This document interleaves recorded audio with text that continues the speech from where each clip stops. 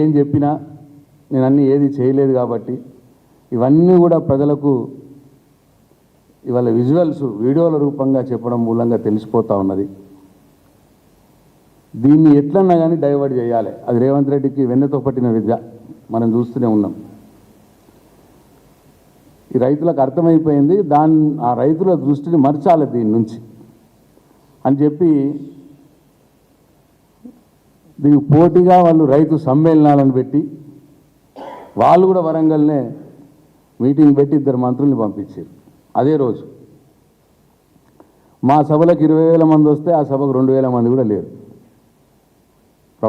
ప్రభుత్వ ఖర్చులతోటి పెట్టినా 2,000 మంది కూడా చక్కగా లేరు.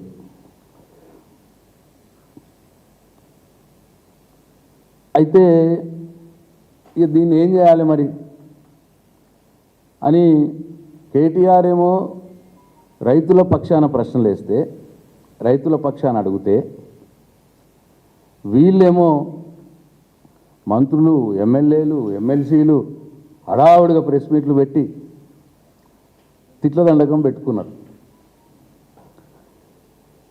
వేరే ఏం లేదు, ఇక తిట్లు తప్ప ప్రెస్ మీట్లో. మరి వాళ్ళు నిజంగానే మరి కేటీఆర్ వరంగల్ రైతు డిక్లరేషన్ గురించి అడిగిండు. మేము 2022వ సంవత్సరంలో మేము వరంగల్ రైతు డిక్లరేషన్లో రైతులకు ఏం చెప్పినాము, మనం ఏం చేసినాము, లేదు చేయకపోతే ఇప్పుడు చేస్తాము, లేదు ఇంతమంది చేసి ఇంకొక మందికి ఉంది చెయ్యాలి, ఇట్లా ఏ విషయం కూడా రైతుల గురించి మాట్లాడలే వాళ్ళు. కేవలం కేటీఆర్ని తిట్టుడు ఒకటే ప్రోగ్రాం, కేసీఆర్ ఫ్యామిలీని తిట్టుడు ఒకటే ప్రోగ్రాం పెట్టుకున్నారు.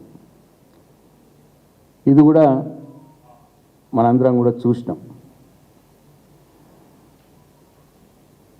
అయితే ఇదంతా డైవర్షన్ పాలిటిక్స్, ప్రజల దృష్టి మార్చాలి.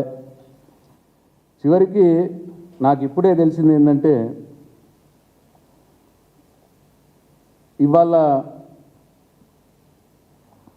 ఇవాళ కూడా రైతు మేళ సెకండ్ డేనే ఉన్నట్టున్నది. అయితే వర్షాలు పడుతున్నాయి, మేము వెళ్ళిపోవాలి, రోడ్ల మీద ధాన్యం ఉన్నది, మక్కలు ఉన్నాయి, మేము అన్నీ కూడా ఎత్తుకొని ఇంటికి తీసుకుపోవాలి, లేకపోతే మా ధాన్యం ఖరాబ్ అవుతుంది, మేము పోవాలి అని అంటే అధికారులు బలవంతంగా వాళ్ళని అక్కడ ఉంచుతున్నారు. ఇప్పుడు గంట క్రితమే నాకు న్యూస్ వచ్చింది, ఫోన్ ఇస్తలేరు రైతుల్ని, పోలీసు వాళ్ళతో అధికారులతో బలవంతం చేసి పెడతా ఉన్నారు.